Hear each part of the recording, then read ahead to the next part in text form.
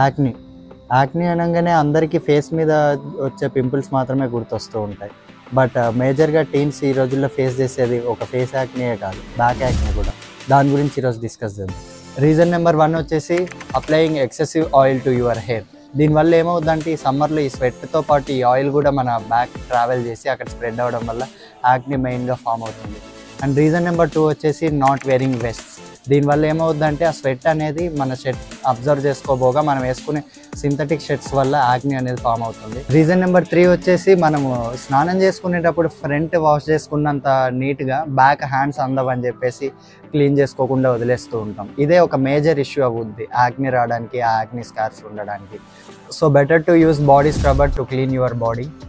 ఇప్పుడు చెప్పిన యాక్ని ఏదైతే ఉందో అది మన లైఫ్ స్టైల్ ఇంకా హైజీన్గా లేకపోవడం వల్ల వచ్చింది. ఒకవేళ ఈ యాక్ని కనుక సివియర్గా పెయిన్ఫుల్గా ఉంటే బెటర్ టు కన్సల్ట్ డర్మటాలజిస్ట్. ఇప్పుడు చెప్పినవి ఏవైతే రీజన్స్ ఉన్నాయో అవి జస్ట్ 3 మాత్రమే చెప్తా. ఒకవేళ బయోలాజికల్ ఇంబ్యాలెన్సెస్ వల్ల యాక్ని ఎలా ఫామ్ అవుతుందో తెలుసుకోవాలనుకుంటే మీరు కామెంట్స్లో యాక్ని అని కామెంట్